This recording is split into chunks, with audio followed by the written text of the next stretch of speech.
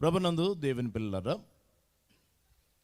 ఈ రాత్రి కాలంలో ఒక విలువైన వాక్య సందేశము సంగతిని మనము ధ్యానం చేసుకుందాం. ఈరోజు మీకు చెప్పబోయే ఒక అంశం ఏంటి అంటే మరియా ప్రయాణములు. ఈ అంశం మీద కొన్ని సంగతులు, ప్రాముఖ్యంగా 3 ప్రయాణ అనుభవాలను మనము ధ్యానం చేసుకుంటూ వాక్యాన్ని మనం నేర్చుకుందాం. క్రిస్మస్ అనగా అర్థము మీ అందరికీ తెలిసిన అర్థము క్రీస్తును ఆరాధించుట.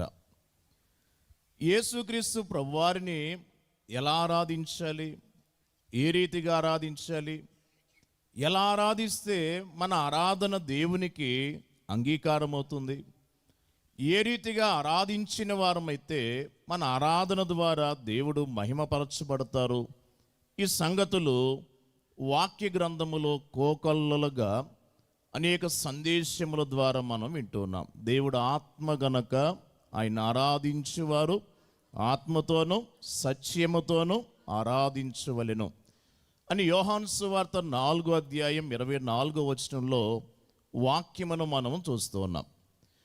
అయితే దేవుని పిల్లరా, ఈ రాత్రి కాలమందు అన్ని అంశములు మనం చెప్పుకోలేము గనక నేను ఎంచుకొనిన ఈ అంశాన్ని బట్టి, మరియా ప్రయాణములు అనే అంశమును బట్టి, మరియమ్మ గారు యేసు ప్రభు వారితో చేస్తూ ఉన్న ప్రయాణము ద్వారా ప్రభువుని ఎలా ఆరాధించారు, ప్రభువుని ఎలా గణపరిచారు, ఆమె గర్భములోనికి వచ్చిన ప్రభువుని రక్షకునిగా, సృష్టికర్తగా, దేవునిగా, ప్రభువుగా ఆమె ఎలా మహిమపరిచారు అనే అంశాలు ఈ రాత్రి కాలమందు మనం ధ్యానం చేసుకుందాం.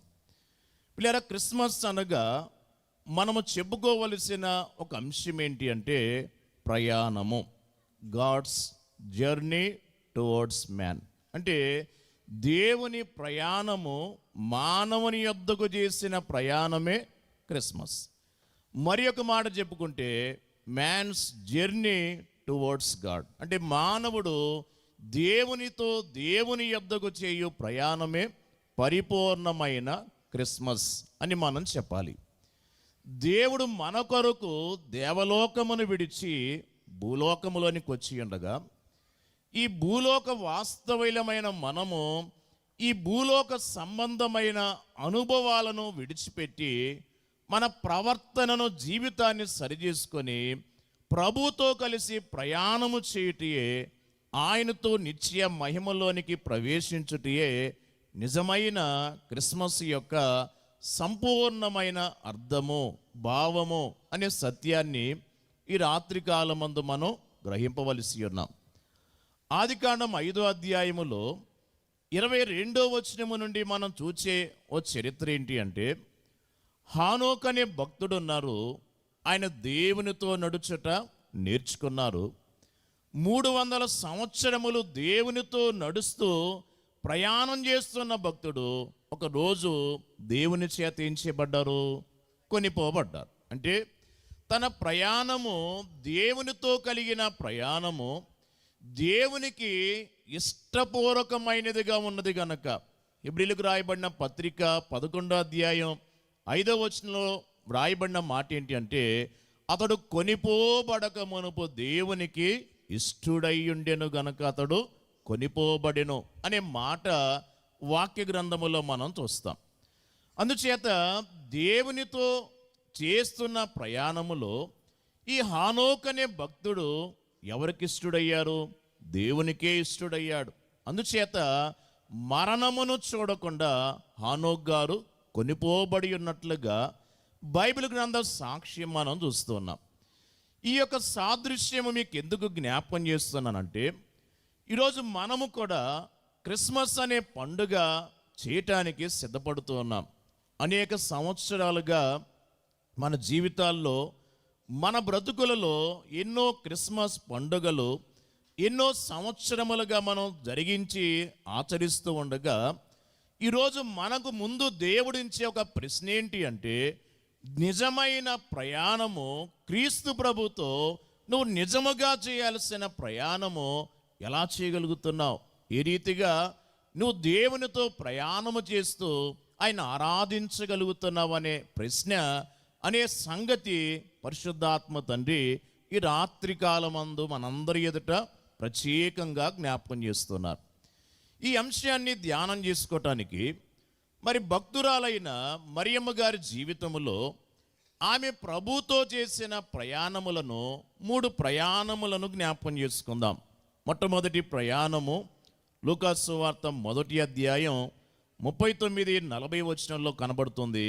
ఈ ప్రయాణం ఎక్కడి నుంచి ఎక్కడికి అంటే, ఆమె మరియ లేచి యూదా ప్రదేశములోని కొండసీమలో ఉన్న ఒక ఊరికి త్వరగా వెళ్ళి జకరియా ఇంటిలో ప్రవేశించి ఎలిజబెతుకు వందనము చేశాను. గమనించండి, ఇక్కడ మరియమ్మ గారు ఓ ప్రయాణం చేశారు. ఎక్కడి నుంచి ప్రయాణము? లూకాసు వార్త 1వ అధ్యాయం 26వ వచనం నుండి మీరు చూస్తే, గలిలయలోని నజరేతు నుండి యూదా ప్రదేశములోని ఓ కొండ సీమలలో ఉన్న గ్రామానికి ఆమె ప్రయాణాన్ని చేస్తూ ఉన్నారు. వీళ్ళ ఈ అనుభవాన్ని దైవజనులు దేవదాసి గారు చెప్తూ అన్నారు. In my imagination north is going to meet south అన్నారు. అంటే దైవజనుని భావం ఏంటి అంటే, నా ఊహను బట్టి ఉత్తర భాగము, ఉత్తర ప్రదేశము దక్షిణ ప్రదేశాన్ని ఏం చేస్తుంది? కలుసుకొనబోతుంది అన్నారు. ఎందుకు ఈ మాట వాడారు అంటే, గలిలయ జిల్లా పాలస్తీనా దేశములో ఉత్తర భాగములో ఉండే ప్రదేశం. ఈ గలిలయ జిల్లాలో ఉన్న ఒక గ్రామమే నజరేతు. ఈ నజరేతు ఊరి వారే మరియమ్మ గారు, యోసేపు గారు అయి ఉన్నారు. అయితే నజరేతులో ఉన్న మరియమ్మ గారు దేవుని పిల్లరా ఎప్పుడైతే ఆత్మ తండ్రి దేవదూత ద్వారా వర్తమానం పంపించారో, ఆ వర్తమాన సారాంశమును బట్టి దయాప్రాప్తురాల నీకు శుభము, ప్రభువు నీకు తోడయున్నాడు అని ఎప్పుడైతే చెప్పారో, ఆ వర్తమానం యొక్క సారాంశము ద్వారా తాను గ్రహించినది ఏంటి అంటే, తాను గర్భము ధరించి కుమారుని కనాలి. ఆ కుమారుడు దేవుని బిడ్డలరా గొప్పవాడై సర్వోన్నతుని కుమారుడు అనబడును అనే మాటలు ఆమె దేవదూత ద్వారా వర్తమానంలో విన్నారు. ఒక సామాన్యమైన కన్యక, ఓ సామాన్యమైన స్త్రీ ఎవరి ఏర్పాట్లోకి వచ్చారు? దేవుని ఏర్పాట్లోనికి వచ్చారు. వీళ్ళ ఎందుకు ఈ ఏర్పాట్లోనికి వచ్చారు అంటే, దేవుడు మానవులను రక్షించటానికి ఈ లోకమునకు రావలసి వచ్చినప్పుడు దేవునికి ఒక కన్యక అయ్యున్న స్త్రీ అవసరమై ఉన్నారు. ఆదికాండం 3వ అధ్యాయం 15వ వచనంలో మనం చూస్తాం. అక్కడ 2 సంతానములను మనం చూస్తున్నాం. ఒక సంతానం స్త్రీ సంతానం, మరియు సంతానం సర్ప సంతానం. అయితే దేవుడు స్త్రీ సంతానానికి, సర్ప సంతానానికి మధ్య వైరాన్ని కలుగు చేశారు. గమనించాలి, ఈ వైరము కలుగు చేసింది ఎవరో? దేవుడే. సర్ప సంతానానికి, స్త్రీ సంతానానికి మధ్య వైరం పెట్టింది ఎవరు? దేవుడే. ఎందుకు దేవుడే వైరాన్ని పెట్టాల్సి వచ్చింది? అసలు దేవుడు ఈ ఇరువురి సంతానముల మధ్య వైరం పెట్టుటలో ఉన్న ఉద్దేశం ఏంటి అంటే, గమనించండి, వీరి ఇరువురు దేవుని ఉద్దేశాన్ని భూలోకంలో పాడు చేశారు. దేవుని ప్రణాళిక లేదా ఆదామవ్వల ద్వారా దేవుడు నెరవేర్చుకొనదలిచిన ఆ పరిశుద్ధమైన సంకల్పాన్ని స్త్రీ అనే హవ్వమ్మ, సర్పము ఇద్దరు ఏం చేశారు? పాడు చేశారు. ఎలా పాడు చేశారు? మన వాక్యాన్ని బట్టి చూస్తే బైబిల్ గ్రంథములో మొట్టమొదటిగా పాపములో పడిపోయిన వ్యక్తి ఎవరు? హవ్వ అనే స్త్రీ. భూలోకములో పాపము మనుష్య జాతిలో ప్రవేశించడానికి మొట్టమొదటి కారణముగా నిలబడిన వారెవరు? హవ్వ అనే స్త్రీ. అలాగైతే ఈ హవ్వ అనే స్త్రీని పాపములో పడవేయించింది ఎవరు? సర్పము గనక, కుయుక్తి కలిగిన సర్పము గనక దేవుని పరిశుద్ధమైన ఉద్దేశము భూలోకములో నెరవేరకుండా వీరిరువురు కూడా అడ్డుపడ్డారు. కాబట్టి స్త్రీ సంతానానికి, సర్ప సంతానానికి మధ్య దేవుడు ఏం పెట్టారు? వైరాన్ని పెట్టారు. పిల్లల వైరం పెట్టిన దేవుడు ఈ యొక్క వాక్యములో మనం జ్ఞాపకం చేసుకుంటే మరి మర్మముగా ఒక వాగ్దానం చేస్తూ ఉన్నారు. అది నిన్ను తల మీద కొట్టును, నీవు దానిని మడి మీద కొట్టుదు అని చెప్పాను. గమనించండి, అది అనే మాటకి ఒకటనే సంకేశారు. ఆదికాండం 3:15 ఫుట్ నోట్స్లో అర్థం మీరు చూస్తే ఆయన నిన్ను తల మీద కొట్టును. గమనించండి, ఇక్కడ ఆయన అని కనబడుచున్న వారెవరు అంటే రక్షకుడు, స్త్రీ సంతానములో నుండి రావలసిన రక్షకుడు. ఆ రక్షకుడు ఎవరు? యేసుక్రీస్తు ప్రభువారు. గలతీయులకు రాయబడిన పత్రిక 4:4 మనం చూస్తాం. అయితే కాలము పరిపూర్ణమైనప్పుడు దేవుడు తన కుమారుని పంపి ఆయన స్త్రీ యందు పుట్టి మనము దత్తపుత్రులము కావాలని ధర్మశాస్త్రమునకు లోబడి ఉన్న వారిని విమోచించుటకై ధర్మశాస్త్రమునకు లోబడిన వాడాయన. గమనించండి, ఇక్కడ మనం ఏం చూస్తున్నామంటే ఆయన ఎవరి సంతానములో వచ్చారు? స్త్రీ సంతానములో వచ్చారు. ఆయన పురుష సంతానము కాదు. ఆయన ఎవరి సంతానం? స్త్రీ సంతానం. అందుచేత ఈ వాగ్దానములో మనం ఏం చూస్తున్నామంటే దైవజనులు చెప్తూ అన్నారు, ఇక్కడ శిక్ష కనబడుతుంది, కానీ మర్మముగా రక్షణ కూడా కనబడుతుంది. ఈ వాగ్దానములో శిక్ష ఉంది. తల మీద కొట్టడం శిక్షే కదా, మడి మీద కొట్టడం శిక్షే కదా. అయితే శిక్షలో కూడా దేవుడు ఏం దాచిపెట్టారు? రక్షణ. ఈ రక్షణ ఎవరి ద్వారా? యేసుక్రీస్తు ప్రభువారి ద్వారా. అందుచేత హవ్వ అనే స్త్రీ మొదలుకొని ఈ లోకములో మరియమ్మ అనే స్త్రీ వచ్చే వరకు దేవుడు అనేక తరములలో ఉన్న స్త్రీలైన వారిని చూస్తున్నారు, కన్యకులైన వారిని గమనిస్తూ ఉన్నారు. ఎందుకంటే తన రక్షణ ఉద్దేశాన్ని నెరవేర్చుకోవటానికి తగిన స్త్రీ, సరిపోయిన స్త్రీ ఎవరికి కావాలి? దేవునికి కావలసి ఉన్నారు. అందుచేత ఎప్పుడైతే ఈ మరియమ్మ గారు దేవుని ఏర్పాటులోనికి వచ్చారో, దేవుని యొక్క దయ ఆమె సంపాదించుకున్నారో, ఈ వర్తమానం విన్న ఆమె లేదా దేవునికి లోబడి ఒకే ఒక్క మాట చెప్తున్నారు. ఆమెకి ఓ ప్రశ్న వచ్చింది. ఏంటా ప్రశ్న? ఇది ఎలాగూ జరుగును. లూకాసు వార్త 1:34-35. అయితే ప్రశ్నకు జవాబు వచ్చిన తర్వాత ఈ వర్తమానం విన్న మరియమ్మ గారు అంటున్నారు, లూకాసు వార్త 1:38 ఇదిగో ప్రభు దాసురాలను, నీ మాట చొప్పున నాకు జరుగును గాక. కనుక వర్తమానము ద్వారా జవాబు అందుకున్న ఆమె పిల్లరా పలికిన ఒకే ఒక్క మాట ఏంటి అంటే, నేను ప్రభువు దాసురాలను. చెప్పాలందరూ, నేను ప్రభువు దాసురాలను, నీ మాట చొప్పున నాకు జరుగును గాక.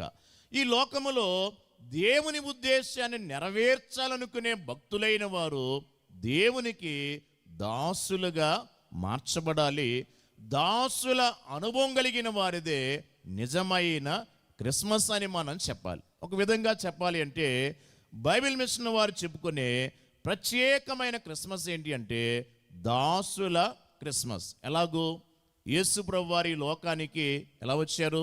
దాసునిగా వచ్చారు. మరియమ్మ గారు దేవదూతతో ఏమంటున్నారు? ప్రభువు దాసురాలను అంటున్నారు. అలాగే సుమియోను అనే భక్తుడు యేసు ప్రభువాన్ని ఎత్తుకొని ఏమంటున్నారు? నాదా, ఇప్పుడు నీ మాట చొప్పున సమాధానముతో నీ దాసుని పోనిచ్చుచున్నావు అంటున్నారు. అనగా యేసు ప్రభువారిలో దాసుని అనుభవం కనబడుతుంది, మరియమ్మ గారిలో, సుమియోను గారిలో దాసుల అనుభవాలు కనబడుతున్నాయి. బైబిల్ మిషన్ వ్యవస్థాపకులు దేవదాసి గారు కూడా ఎవరు? దాసుడే. నేను దేవునికి దాసుడను మాత్రమే అని తనను గురించి పిల్లలు ఎప్పుడైనా దైవజనులు చెప్పుకునేవారు.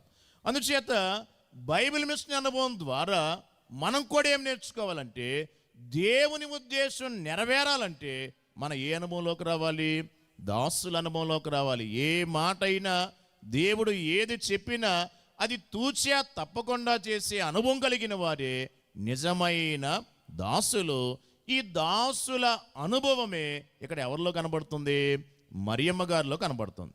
ఈ వర్తమానం విన్న మరియమ్మ గారు పిల్లరా లేచి ఓ ప్రయాణం చేస్తూ ఉన్నారు.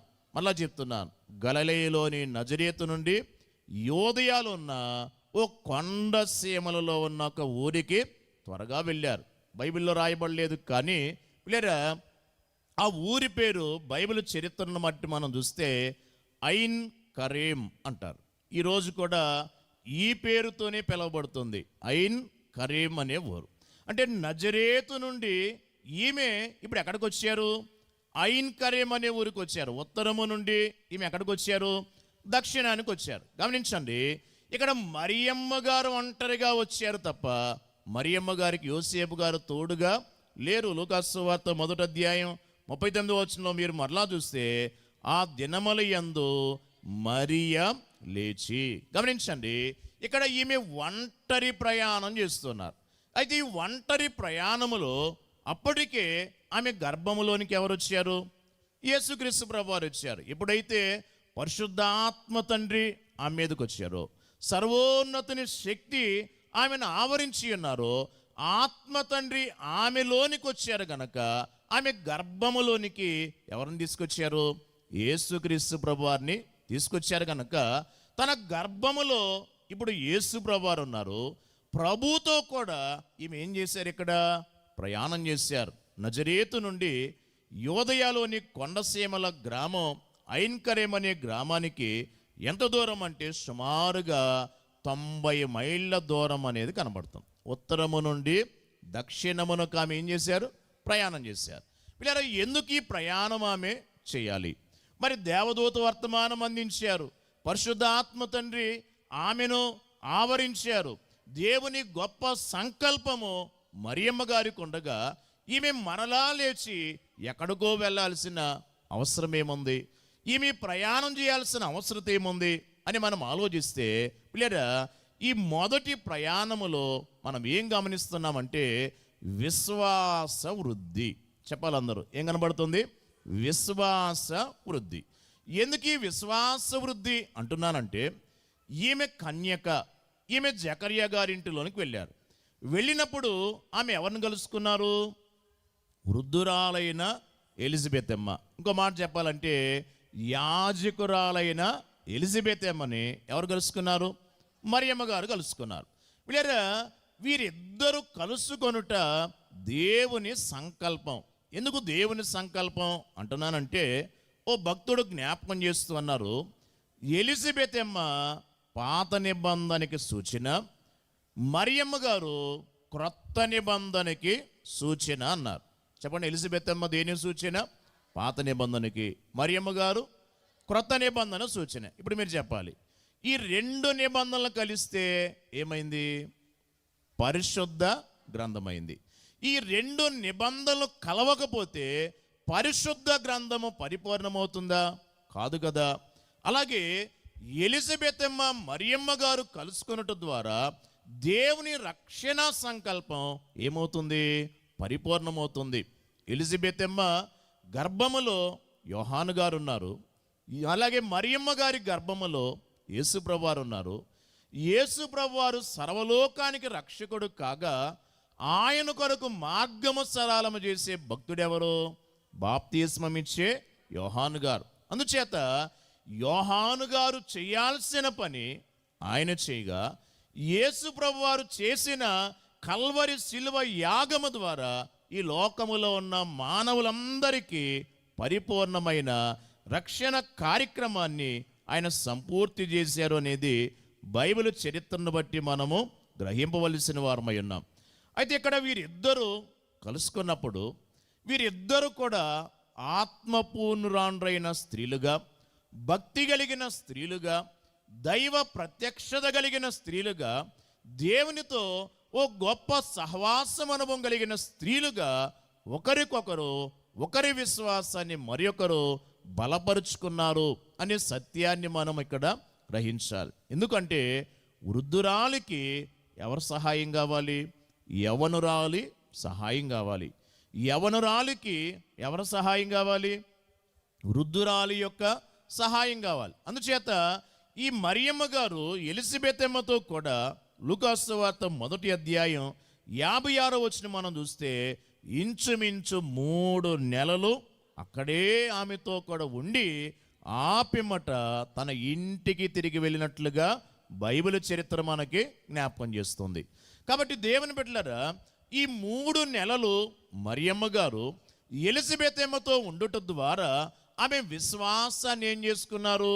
వృద్ధి చేసుకున్నారు. ఎందుకు అని అంటే పిల్లరా, ఒక సామాన్యమైన కన్యక, సాధారణమైన కన్యక సాక్షాత్తు దేవుని కుమారునికి జన్మనివ్వాలి అంటే ఆమెలో ఉన్న విశ్వాసం ఏం కావాలి? పరిపూర్ణం కావాలి. అంటే దేవుని కార్యం జరగాలంటే ఆమె విశ్వాసం ఏమవ్వాలి? పరిపూర్ణం కావాలి. దైవజనులు దేవదాసి గారు చెప్తూ మాట అన్నారు. ఏంటి మాట అంటే, ఎవరి జీవితంలోనైనా ఎప్పుడైనా ఒక కార్యం జరగాలంటే ఏమేమి ఉండాలి అని అంటే 2 అనుభవాలు అయ్య గారు చూపించారు. ఒకటి దేవుని సంకల్పం, 2 మన యొక్క విశ్వాసం. ఎప్పుడైతే దేవుని సంకల్పం ముందుకు వస్తుందో అప్పుడు మన విశ్వాసము తోడైతే దేవుడు మన పక్షంగా కార్యం చేస్తారు అన్నారు. మళ్ళా చెప్తాం, దేవుని సంకల్పానికి ఏం తోడవ్వాలి? మన యొక్క విశ్వాసం తోడవ్వాలి. మరి ఇప్పుడు దేవుని సంకల్పం ఎవరిలో నెరవేరాలి? మరియమ్మ గారిలో నెరవేరాలి. మరి నెరవేరాలంటే ఆమెకి ఏముండాలి? సరి అయిన సంపూర్ణమైన విశ్వాసం ఉండాలి. ఎందుచేతను అంటే ఆమె గర్భములోనికి వచ్చిన యేసుక్రీస్తు ప్రభువారు ఎవరు అనగా హెబ్రీలకు రాయబడిన పత్రిక 12వ అధ్యాయము 2వ వచనం మీరు వాక్యమును చూస్తే, విశ్వాసమునకు కర్తయు దానిని కొనసాగించువాడునైన యేసు వైపు చూచుచు మన ఎదుట ఉంచబడిన పందెములో ఓపికతో పరిగెత్తుదుము. కాబట్టి యేసు ప్రభువారికి ఉన్న పేరు ఏంటి? పేరు విశ్వాసమునకు కర్త. కర్త అంటే అర్థం చెప్తున్నారు, సేనాధిపతి. కాబట్టి ఆయన విశ్వాసానికి కర్త అయ్యుండగా ఈ విశ్వాసమునకు కర్త అయ్యున్న పిల్లల యేసు ప్రభువారిని ఆమె గర్భములో ఎంతకాలము మోయాలి అమ్మా? ఇంచుమించుగా 9 మాసముల ఆమె యేసు ప్రభువారిని గర్భములో మోయవలసి ఉన్నారు. అందుచేత ఈ 9 నెలలు ఆమె విశ్వాసం చెదిరిపోకూడదు. ఆమెలో ఉన్న దైవికమైన భక్తి తరిగిపోకూడదు. ఆమె కలిగి ఉన్న పరిశుద్ధాత్మ నింపుదల ఏమాత్రం కూడా పోగొట్టుకోకూడదు. యేసు ప్రభువారు జన్మించే వరకు ఆమె విశ్వాసములో ఏమై ఉండాలి? పరిపూర్ణత కలిగిన భక్తురాలుగా ఉండవలసిన వారై ఉన్నారు. హెబ్రీలకు రాయబడిన పత్రిక 11వ అధ్యాయం 6వ వచనం, విశ్వాసము లేకుండా దేవునికి ఇష్టడయ్యుండుట అసాధ్యము. అందుచేత ఈమె దేవునికి ఇష్టరాలుగా దేవుని కుమారునికి జన్మనివ్వవలసిన వారై ఉండగా ఆమె విశ్వాసము వృద్ధి చేసుకోవటానికి ఈమె మొదటి ప్రయాణము చేశారు. ఎవరితో? యేసుక్రీస్తు ప్రభువారితో కలిసి. చెప్పండి, ఎవరింటికి వెళ్ళారు? చెప్పాలి. జకరియా ఇంటికి వెళ్ళారు. అక్కడ ఎవరిని కలుసుకున్నారు? ఎలిజబెతమ్మను కలుసుకున్నట్లుగా మనం చూస్తున్నాం. పిల్లరా, ఎలిజబెతమ్మ మరియమ్మ గారిని చూచి, ఓ మరియమ్మ, నీకు ఇంకా పెళ్లి కాలేదు, ఇలాగైతే నిన్ను ఎవరు పెళ్లి చేసుకుంటారు? యోసేపు నిన్ను చేర్చుకుంటాడా? నువ్వు ఎలా ఒప్పుకున్నావు ఈ కార్యానికని ఎలిజబెతమ్మ మరియమ్మ గారిని ఏమైనా గద్దించారా? ఏమాత్రం గద్దించలేదు. కానీ మరియమ్మ గారు, ఓ ఎలిజబెతమ్మ, ఇంత వృద్ధాప్యంలో ఉన్నావు, ఇదేం పని? సమాజములో మరి నీ అంత వయసు ఉన్నవారు ఎవరైనా బిడ్డలను కన్నారా? నీవు ఈ వయసులో బిడ్డలను కనాలనుకుంటున్నావు, మరి నీకిదేమి పని అని ఈ మరియమ్మ గారైనా ఎలిజబెతమ్మతో పిల్లల వాదం పెట్టుకున్నారా? ఏం వాదం పెట్టుకోవాలా? వీరిద్దరూ చేసిన పని ఏంటి అంటే దేవుణ్ణి మహిమపరచుట. చూడండి, లూకాసు వార్త 1వ అధ్యాయం 43వ వచనం, నా ప్రభువు తల్లి నా యొద్దకు వచ్చుట నాకెలాగు ప్రాప్తించెను అంటే, ఇప్పుడు మరియమ్మ గారి గర్భములో ఉన్న శిశువుని బట్టి ప్రభువుని గణపరుస్తున్నారు. ఈమె ఎవరిని గణపరుస్తున్నారు? మరియమ్మ గారిని కూడా గణపరుస్తున్నారు. అలాగే లూకాసు వార్త 1వ అధ్యాయం దేవుని పిల్లరా 46వ వచనం మనం చూస్తే, నా ప్రాణము ప్రభువును గణపరుచుచున్నది అని మరియమ్మ గారు తన ప్రాణముతో కూడా ఎవరిని గణపరుస్తున్నారు? యేసుక్రీస్తు ప్రభువారిని గణపరుస్తూ ఉన్నారు. మహిమ పరుపరండి, దేవుని మహిమ పరుపరండి, దేవుని మహిమ పరుపరండి. మహికేం దేవ కుమారుడు వచ్చిన మహిమకార్ మానార్థంపై మహిమ సంభవ మగు దేవుని కని మహిమగ పలికిన్ మహిమ దూతల పంక్తిలోకి రండి, దూతల పంక్తిలోకి రండి, దూతల పంక్తిలోకి రండి. కనుక తన గర్భములో ప్రభువుని చేర్చుకున్న మరియమ్మ గారు, గర్భములోనికి ప్రభువుని ఆహ్వానించుకున్న మరియమ్మ గారు 90 మైళ్ళ సుదూర ప్రయాణం చేసి భక్తురాలైన ఎలిజబెత్ అమ్మ గారిని కలుసుకొని ఎవరిని గణపరుస్తున్నారు? ప్రభువునే గణపరుచుతున్నారు. గణపరిచే ప్రక్రియలో తన విశ్వాసాన్ని ఆమె ఏం చేసుకున్నారు? వృద్ధి చేసుకున్నారనే సంగతి వాక్యమును బట్టి మనం గ్రహించవలసి ఉన్నాం. ఇక రెండవ ప్రయాణం లూకా సువార్త 2వ అధ్యాయము 5వ వచనం. యోసేపు దావీదు వంశములోను గోత్రములోను పుట్టినవాడు గనుక తనకు భార్యగా ప్రదానము చేయబడి గర్భవతి అయ్యుండిన మరియతో కూడా ఆ సంఖ్యలో రాయబట్టకు గలిలయలోని నజరేతు నుండి యోదయాలోని బేత్లెహేమనబడిన దావీదు ఊరికి వెళ్ళాను. గమనించండి, రెండో ప్రయాణం నజరేతు నుండి బేత్లెహేము వరకు ప్రయాణం. మొదటి ప్రయాణం నజరేతు నుండి యోదయాలోని కొండసీమలో ఉన్న గ్రామం ఐన్ కర్యం. రెండో ప్రయాణం నజరేతు నుండి బెత్లెహేము వరకు ప్రయాణం. వీళ్ళ నజరేతు నుండి బెత్లెహేముకు మధ్య ఎంత దూరం అంటే సుమారుగా 80 మైళ్ళ దూరం కనబడుతుంది. వీళ్ళ అక్కడ గమనించినట్లయితే ఈ ప్రయాణము దేని కొరకు అంటే ప్రవచన నెరవేర్పు కొరకు. చెప్పండి, దేని కొరకు? ప్రవచన నెరవేర్పు. ఏం ప్రవచనం అనగా యేసు ప్రభువారి యొక్క జన్మ ప్రవచనం. గమనించండి, యేసు ప్రభువారు మరి మీకా గ్రంథం 5వ అధ్యాయం 2వ వచనమును బట్టి మనం జ్ఞాపకం చేసుకుంటే ఆయన జన్మించవలసిన స్థలం ఎక్కడుంది?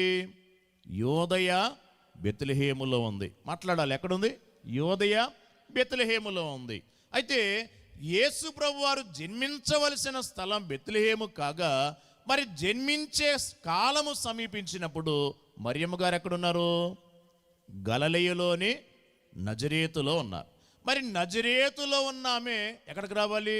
బెత్లెహేముకు రావాలి. దైవజనులు ఈ అనుభవం జ్ఞాపకం చేస్తూ మాట అన్నారు. ఏంటి అంటే క్రీస్తు ప్రభు యొక్క జన్మ సమస్యలు అని చెప్పారు. అంటే ఆయన జన్మించడానికి అనేక సమస్యలు ఉన్నాయి.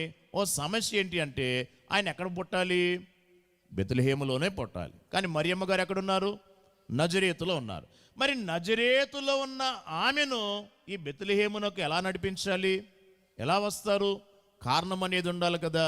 ఏ కారణము లేకుండా మరి నవమాసములు కలిగిన ఒక స్త్రీ, నిండు గర్భవతిగా ఉన్న ఒక స్త్రీ, పిల్లరా గమనించండి, ప్రయాణం చేస్తారా?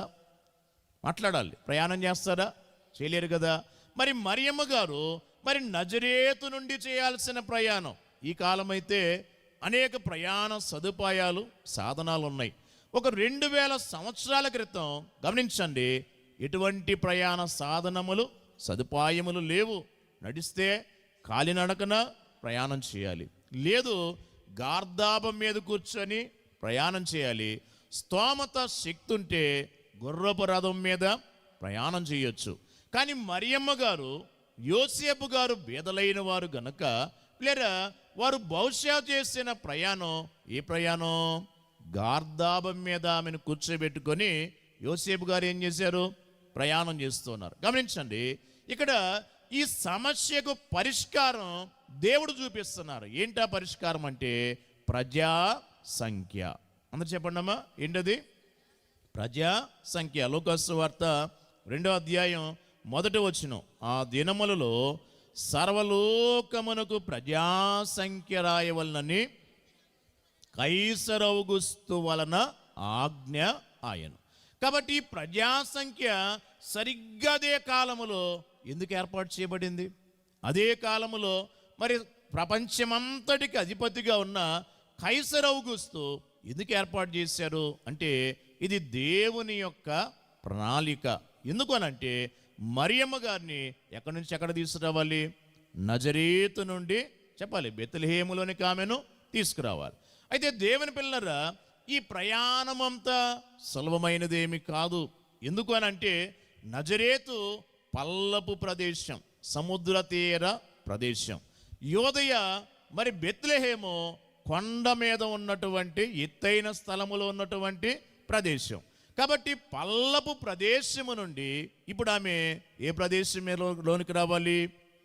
ఎత్తైన ప్రదేశంలోనికి రావాలి. చూడండి, ఒక నిటారుగా ఉన్న కొండ క్రింద నుంచి పైకి ఎక్కడం కష్టమా సులభమా? చెప్పాలి, కష్టమా సులభమా? చాలా కష్టం. మరి అలాంటిది ఓ గర్భవతి అయిన స్త్రీ ఎక్కటం ఇంకా కష్టమా సులభమా? ఇంకా ఇంకా కష్టం. కానీ వీళ్ళ దూరాన్ని గార్ధాబం మీద కూర్చొని ఆమె ఎందుకు ప్రయాణం చేశారంటే తన గర్భములో ఉన్న శిశువు ఎవరి కుమారుడు? సర్వోన్నతుడైన దేవుని కుమారుడు గనక ఆ కుమారునికి వీళ్ళ జన్మ ప్రవచనం అంటే మీకా ప్రవక్త చెప్పిన ప్రవచనం నెరవేర్చబడటానికి దేవుని బిడ్డలారా ఈమె ఏం చేశారు? ఈ ప్రయాణాన్ని చెప్పండి ఏం చేశారు? ఆమె కొనసాగించినట్లుగా బైబిల్ చరిత్రను బట్టి మనం జ్ఞాపకం చేయబడుతున్నాం. కాబట్టి ఈరోజు మనం కూడా ఏమి నేర్చుకోవాలి అంటే యేసు ప్రభువారిని ఆరాధించే వారంగా, ప్రభువుని మహిమపరిచే పండుగ ఆచరించే వారంగా ఆయన చిత్తము మన ద్వారా నెరవేర్చబడటానికి ఎంత కష్టమైన ఎటువంటి ఆటంకములు వచ్చినా మన ప్రయాణాన్ని క్రీస్తు ప్రభుతో కూడా మనం ఏం చేయాలి? కొనసాగింపవలసిన వారమై ఉన్నాం. ఈరోజు క్రైస్తవ జీవితాన్ని కొనసాగించటం కష్టతరంగా కనబడుతుంది. భక్తి జీవితం కొనసాగించటం ఇంకా కష్టతరంగా కనబడుతుంది. అలాగే భక్తులుగా దైవ సన్నిధి అనుభవాన్ని, ప్రత్యక్షత అనుభవాన్ని కాపాడుకోవటం అమ్మా కష్టమా సులభమా? మాట్లాడాలి, కష్టమా సులభమా? చాలా చాలా కష్టమే. కానీ ఎంత కష్టమైనా ఈ మరియమ్మ గారు యేసు ప్రభుతో కూడా ఎందుకు ప్రయాణం చేస్తున్నారంటే దేవుని చిత్తము ఏం కావాలి? మాట్లాడాలమ్మా, ఏం కావాలి? నెరవేర్చబడాలి. అనగా యేసు ప్రభువారు ఎక్కడ జన్మించాలి?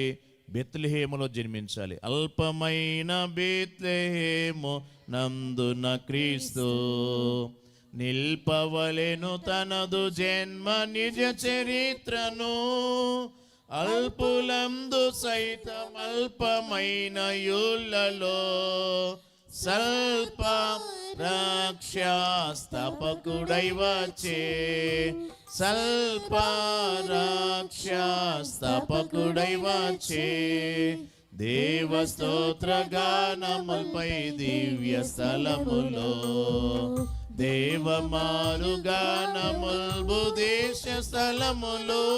కాబట్టి దేవుని బిడ్డలారా, ఈ యొక్క ప్రవచనము నెరవేర్చబడాలనే ఉద్దేశముతో పిల్లరా ఆమె అవసరం లేకపోయినా మరియమ్మ గారు ఏం చేశారు?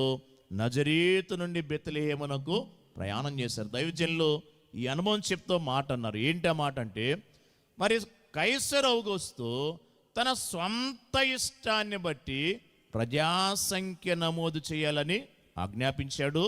అలాగే మరియమ్మ గారు కూడా తన స్వంత ఇష్టాన్ని బట్టి యోసేపుతో కలిసి ప్రయాణం చేయటానికి ఆమె ఏం చేశారు? ఇష్టపడి ప్రయాణాన్ని ఆమె సాగించారు. నిజానికి బైబిల్ చరిత్రను బట్టి మనం చూస్తే ఎక్కడైనా మరి ప్రజాసంఖ్య, ఇంకా చెప్పాలంటే వంశావళి చరిత్రను మనం జ్ఞాపకం చేసుకుంటే ఈ వంశావళిలో ఎవరి పేర్లు కనబడుతున్నాయి? పురుషుల పేర్లే కనబడతాయి. ఎవరి పేర్లు కనబడవు? స్త్రీలైన వారి పేర్లు మనకి తరచుగా కనబడవు. కానీ మరి పేరు యోసేపు గారు నమోదు చేయించుకోవాలి. ఆయన ఎక్కడ నమోదు చేయించుకోవాలి? తన స్వంత పట్టణములో. మరి యోసేపు గారు ఏ వంశం? దావీదు వంశం. ఏ గోత్రం? దావీదు గోత్రం. సమూయేలు గారు రాసిన మొదటి గ్రంథం 16వ అధ్యాయం మొదటి వచనం మనం జ్ఞాపకం చేసుకుంటే, దావీదు గారి తండ్రి యెష్షయి ఏ ఊరివాడు? బెత్లెహేమీయుడు. కాబట్టి ఈ బెత్లెహేము గ్రామములో తన వంశావళిని బట్టి తన పేరు నమోదు చేసుకోవటానికి ఎవరు బయలుదేరారు? యోసేపు గారు బయలుదేరారు. ఆయనతో కూడా ఎవరు బయలుదేరారు? మరియమ్మ గారు బయలుదేరారు. ఇప్పుడు ఆమె గర్భములో ఎవరున్నారు? యేసుక్రీస్తు ప్రభువారు ఉన్నారు. అంటే దేవుని యొక్క సంపూర్ణమైన ప్రణాళిక నెరవేర్చబోయే ఆ మహిమ కలిగిన కుమారుడు ఎవరి గర్భంలో ఉన్నారు? మరియమ్మ గారి గర్భంలో ఉన్నారు. ఆమె ఎంత జాగ్రత్తగా ఉండాలి ఆలోచించండి. ఏ కుటుంబంలోనైనా ఒక స్త్రీ గర్భవతిగా ఉంటే, ఒకవేళ అనుకుందాం ఆమె గర్భములో ఉన్న శిశువు మగపిల్లవాడని తెలిసినట్లయితే, లేదా ఆమె ఇంటి వారందరూ కూడా ఆమెకి ఏం చేస్తారు? జాగ్రత్త చెప్తారు. జాగ్రత్త, నీ కడుపులో ఉన్నవాడు ఎవరో తెలుసా? ఈ ఇంటికి వారసుడు, మన వంశానికి వారసుడు. నువ్వు జాగ్రత్తగా ఉండాలి, జాగ్రత్తగా ఆహారం తీసుకోవాలి, జాగ్రత్తగా నీ ఆరోగ్యాన్ని కాపాడుకోవాలని చెప్తూ ఉంటారు. ఎందుకు ఈ మాట చెప్తున్నానంటే, ఇప్పుడు ఈమె గర్భంలో ఉన్న శిశువు గమనించండి, ఎవరి కుమారుడు? పరలోక దేవుని కుమారుడు. మరి ఆ పరలోక దేవుని కుమారుని ఈ లోకములో జన్మింపజేయటానికి ఈ భక్తురాలకి ఎంత ప్రయాస కనబడుతుంది? ఈరోజు మనం అర్థం చేసుకోవాల్సిన వారమై ఉన్నాం. పిల్లరా, ఈరోజు మనము ఈ ప్రశ్న మనకు కూడా ఒకసారి సంధించుకుంటే, యేసుక్రీస్తు ప్రభువారు మరియమ్మ గారికే కుమారుడు కాదు. బైబిల్ గ్రంథం చెప్తుంది, యెషయా గ్రంథం 9వ అధ్యాయం 6వ వచనం బట్టి, ఏలయనగా మనకు శిశువు పుట్టెను, మనకు కుమారుడు అనుగ్రహించబడింది. అంటే యేసు ప్రభువారు ఎవరి కుమారుడు? మరియమ్మ గారి కుమారుడే. కానీ ఆత్మ తండ్రి రాయించిన లేఖనం ఏంటి అంటే, ఆయన మనకు కూడా శిశువే, మనకు కూడా కుమారుడే. గమనించాలి, మనకు కూడా ఆయన ఎవరు? శిశువు, కుమారుడై ఉన్నారు.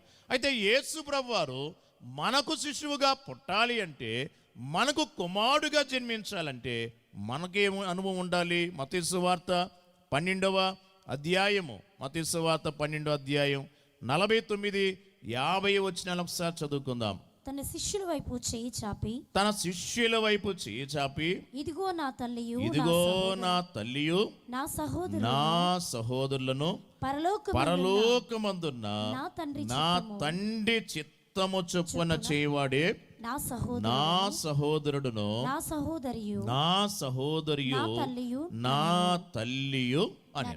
కాబట్టి ఎవరైతే పరలోకమందున్న తండ్రి చిత్తము చొప్పున చేస్తున్నారో వారు యేసు ప్రభు వారికి ఆత్మీయంగా ఏ వరుసలో నిలబడుతున్నారు? సహోదరుల వరుస, సహోదరి వరుస, మరి ఒక ముఖ్యమైన వరుస చెప్పండి, ఏ వరుస? తల్లి యొక్క వరుస. మరి యేసు ప్రభు వారికి మరియమ్మ గారే కాదు, తల్లి గారు. ఈరోజు నీవు కూడా ప్రభుని సరిగా ఆరాధించే విశ్వాసం కలిగి ఉండి ప్రభు యొక్క ఉద్దేశాన్ని నెరవేర్చగలిగే దైవ చిత్తానికి లోబడే స్వభావం నాలో, నీలో, మనలో కూడా ఉన్నట్లయితే మనము కూడా ఆత్మీయముగా యేసు ప్రభు వారికి పిల్లరా ఏ వరుసలో నిలబడగలం? తల్లి వరుసలో నిలబడగలమనే సత్యం ఈ వాక్యం ద్వారా మనం జ్ఞాపకం చేయబడుతున్నాం.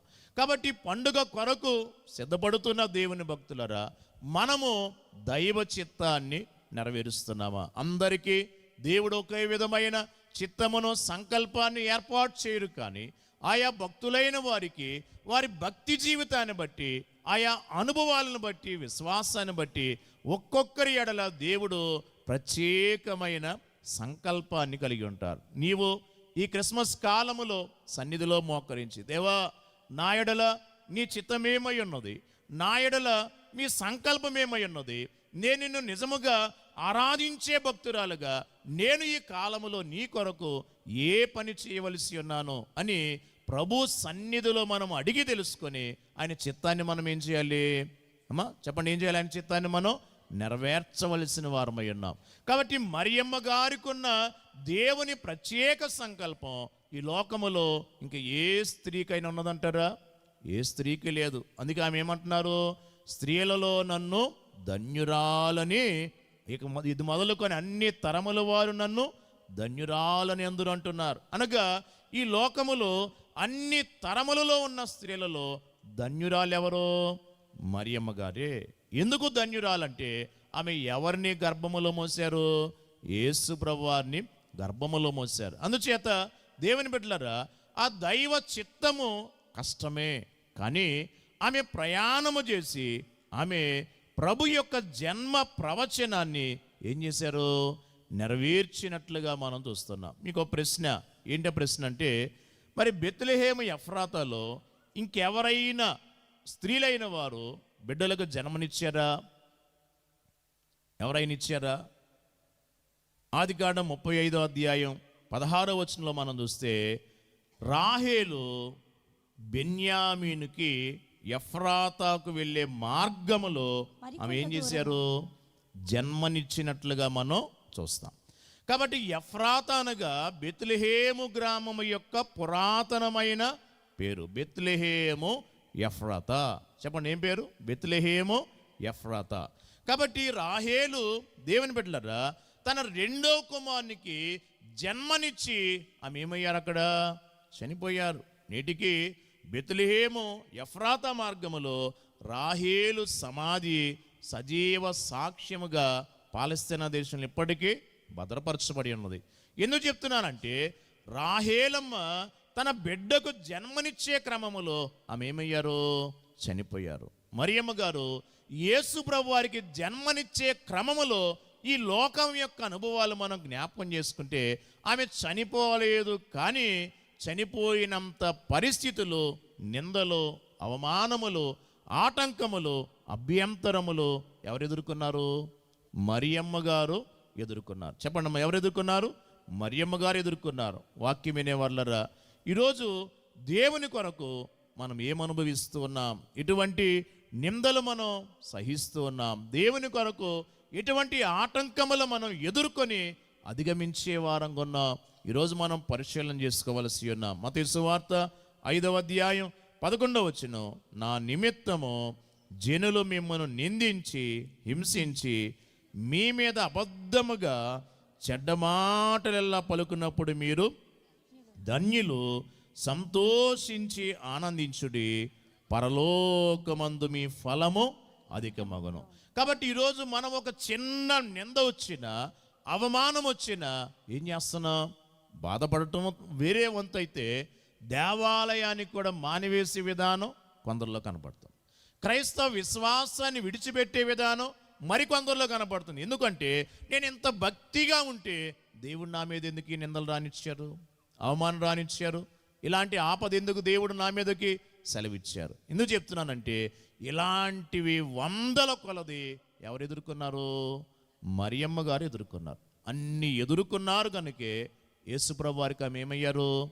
తల్లి కాగలిగారు. మరి ఈరోజు సమాజంలో లేదా స్త్రీలుగా మీరు కూడా పరీక్ష చేసుకుంటే, మీరు తల్లిగా నిలబడాలంటే మీ బిడ్డల కొరకు ఎన్ని ఇబ్బందులు అనుభవిస్తున్నారు? ఎన్ని రకములైన పరిస్థితులు మీరు ఎదుర్కొంటున్నారు? ఎన్ని రకములైన కష్టములు, ఆటంకములు మీరు అనుభవిస్తున్నారు? ఇవేమీ లేకుండా తల్లి అనే పేరు ఏ స్త్రీకైనా వస్తుందా? చెప్పండి, ఏ స్త్రీకి రానే రాదు. కానీ మరియమ్మ గారికి ఈమె గర్భములో ఉన్న కుమారుని బట్టి ప్రభువునకు తల్లి అనే పేరు రావటానికి ఎంత శ్రమపడ్డారో మనం గమనించాలి. ఆమె శ్రమపడి ఈ ప్రయాణము ద్వారా జన్మ ప్రవచనాన్ని ఏం చేశారు? ఆమె నెరవేర్చినట్లుగా మనం చూస్తున్నాం. ఇక చివరగా 3వ ప్రయాణం చూద్దాం. లూకాసు సువార్త 2వ అధ్యాయము 22వ వచనం నుండి చూద్దాం. మోషే ధర్మశాస్త్రము చొప్పున వారు తమ్మును శుద్ధి చేసుకుని దినములు గడిచినప్పుడు ప్రతి తొలిచూలు మగపిల్ల ప్రభువుకు ప్రతిష్ఠ చేయబడవలెను అని ప్రభువు ధర్మశాస్త్రమందు రాయబడినట్లు ఆయనను ప్రభువుకు ప్రతిష్ఠించుటకును ప్రభువు ధర్మశాస్త్రమందు చెప్పబడినట్టు గువ్వల జతనైనను 2 పావురపు పిల్లలనైనను బలిగా సమర్పించుటకును వారు ఆయనను యెరూషలేమునకు తీసుకొని పోయిరి. 3వ ప్రయాణం బెత్లెహేము నుండి యెరూషలేమునకు చేసిన ప్రయాణం. ఎక్కడి నుంచి ఎక్కడికి? బెత్లెహేము నుండి యెరూషలేము. ఈ ప్రయాణం దేనికి అంటే ప్రభువును ప్రతిష్ఠించుటకు. అంటే తన గర్భములో పుట్టిన కుమారుడు తన కుమారుడు కాదు. ఈయన ఎవరి కుమారుడు? దేవుని కుమారుడు. ఈయన ఏ పని మీద వచ్చారు? యోహాను సువార్త 3వ అధ్యాయం 16-17 వచనాలు. దేవుడు లోకమును ఎంతో ప్రేమించెను కాగా తన అద్వితీయ కుమారునిగా పుట్టిన వాని యందు విశ్వాసముంచు ప్రతివాడు నశింపక నిత్య జీవం పొందినట్లు ఆయన లోకమునకు అనుగ్రహించెను. కాబట్టి ఈ కుమారుని పరలోకపు తండ్రి ఎందుకు అనుగ్రహించారు చెప్పాలి? తన కుమారుని ద్వారా అందరూ రక్షింపబడాలి.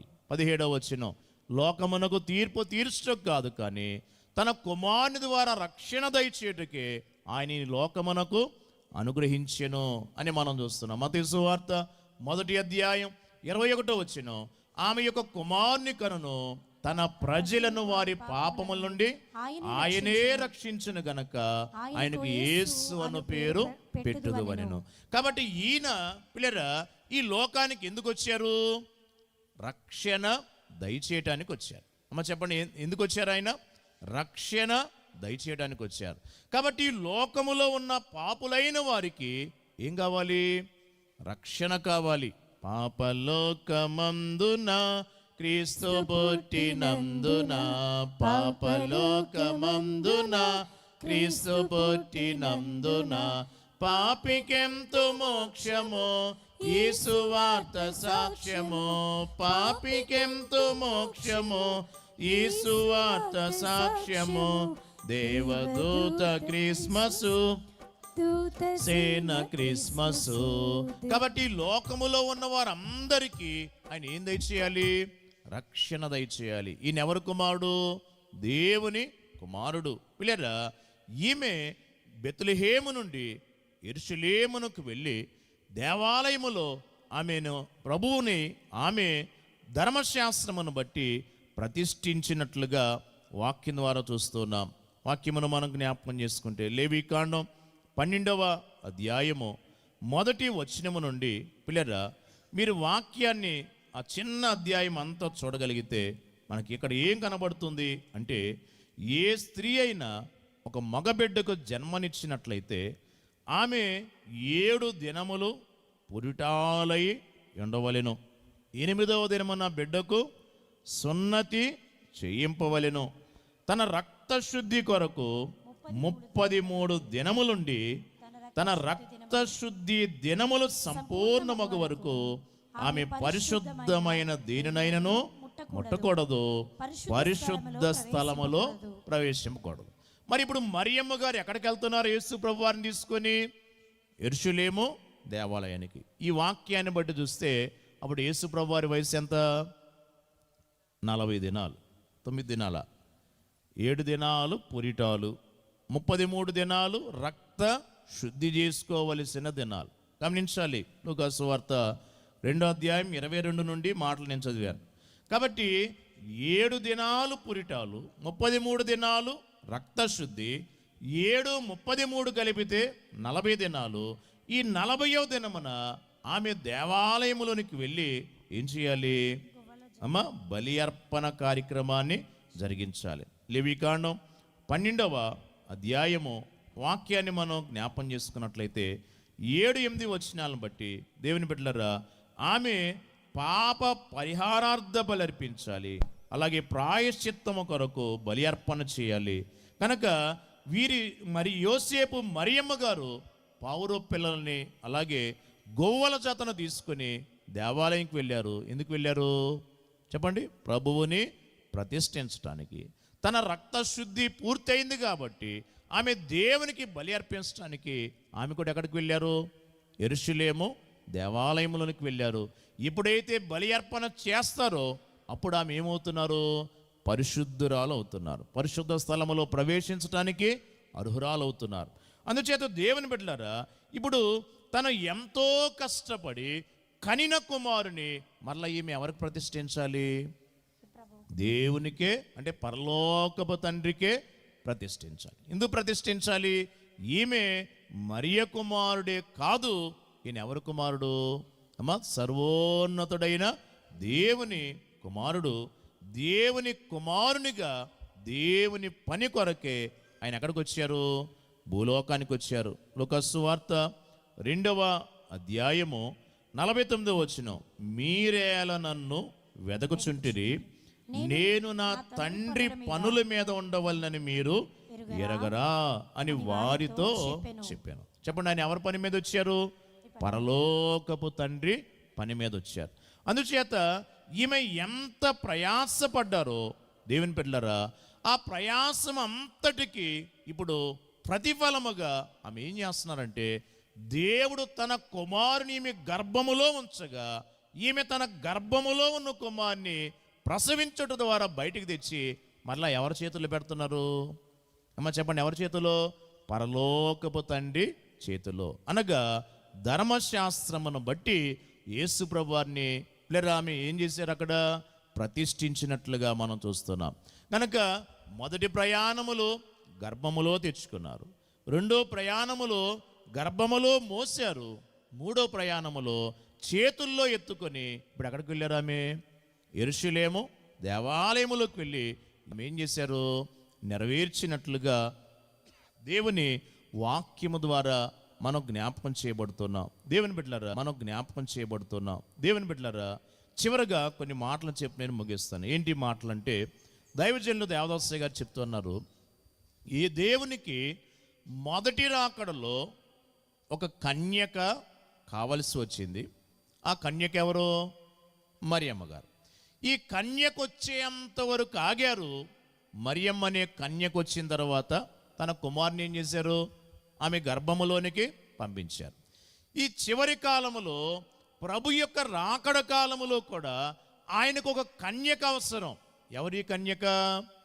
పెండ్లి కుమార్తె అనే కన్యక, వధువు సంఘం అనే కన్యక. కనుక ఈ కన్యక వచ్చే వరకు ఆయన ఏం చేస్తున్నారు? వేచి చూస్తున్నారు, ఆగి ఆగి ఎదురు చూస్తున్నారు. ఎవరు వచ్చే వరకు? పెండ్లి కుమార్తె అనే కన్యక వచ్చే వరకు. ఎప్పుడైతే ఈ కన్యక బయలుపడుతుందో అప్పుడు యేసు ప్రభు యొక్క రాకడ సంభవిస్తుంది అని దైవజనులు జ్ఞాపం చేశారు. ఈ మాటలు మీకు ఎందుకు చెప్తున్నానంటే, మొదటి రాకడ పండుగ క్రిస్మస్ చేసేవాళ్ళరా, మొదటి రాకడ పండుగ బలాన్ని బట్టి రెండవ రాకడకు మనం ఏం కావాలి? సిద్ధపడాలి. ఎలా సిద్ధపడాలి? కన్యక అయిన మరియమ్మ గారి వల్లే, చెప్పండి, కన్యక అయిన మరియమ్మ గారి వల్లే మనం సిద్ధపడవలసిన వారమై ఉన్నాం. కాబట్టి దేవుని బిడ్డలారా, ఈ క్రిస్మస్ కాలోత్సవ దినాల్లో ఎన్నో శుభ సందేశములు, వర్తమానాలు మనం వింటూ ఉన్నాం. ఎన్నో సంగతులు మనం ధ్యానం చేసుకుంటూ ఉన్నాం. ఇంతకు ముందు మరి రాజేలిషయ్య గారు చెప్తున్నారు, మరి ఈ మాసములో ఇంచుమించు 70 క్రిస్మస్ సందేశములు వినిపించామని, బోధించామని చెప్తున్నారు. కాబట్టి ఇన్ని సందేశములు వినిన దేవుని భక్తులారా, మనము ఈ వర్తమానము ద్వారా ఈ క్రిస్మస్ కాలములో ప్రభుతో ఏం చేయాలి? సరి అయిన ప్రయాణాన్ని మనం చేయాలి. లోకముతో ప్రయాణము కాదు, మనుషులతో ప్రయాణము కాదు, సమాజముతో ప్రయాణము కాదు, వ్యక్తిగతంగా నీ ఆత్మీయ స్థితిని బట్టి యేసు ప్రభు వారితో నువ్వు చేసే నిజమైన ప్రయాణమే నిన్ను సంపూర్ణమైన క్రిస్మస్ అనుభవంలోనికి నడిపిస్తుంది. అంటే క్రీస్తు ప్రభుని ఆరాధించే అనుభవంలోకి నిన్ను నడిపిస్తుంది. ఎవరైతే ఈ అనుభవం సంపాదించుకుంటారో దైవజనులు పాడారు, క్రిస్మస్ అన్న పండుగ చేసి కొన్న మెండుగా, క్రిస్మస్ అన్న పండుగ చేసి కొన్న మెండుగా, మానవాత్మ నిండుగా చేయకున్న దండుగా, మానవాత్మ నిండుగా చేయకున్న దండుగా, దేవదూత క్రిస్మస్ దూతసేన క్రిస్మస్. కాబట్టి ఈ పండుగ ఎలా చేయాలి? మానవ ఆత్మ నిండుగా చేయాలి. మరియమ్మ గారు ఎలా ప్రయాణిస్తూ ప్రభుని ఆరాధించారో, ప్రభువుని కనపరిచారో, అలా మనము కూడా ప్రభుతో ప్రయాణము చేస్తూ ప్రభువుని గణపరుస్తూ క్రిస్మస్ ఆచరించుదాం. మరియమ్మ గారు సంపాదించుకున్న అనుభవాలు సంపాదించుకుందాం. పెండ్లి కుమార్తెనే కన్యకగా సిద్ధపడదాం. ఆయన రాకడలో ఆయత్తపడదాం. అటు గొప్ప ధన్యత, భాగ్యము, దీవెన, ఆశీర్వాదం నేటి దిన క్రిస్మస్ ఆరాధనలు ఏకీవించిన మనెల్లరకు పావనుడైన క్రీస్తు ప్రభు మెండుగా అనుగ్రహించును గాక. ఆమేన్.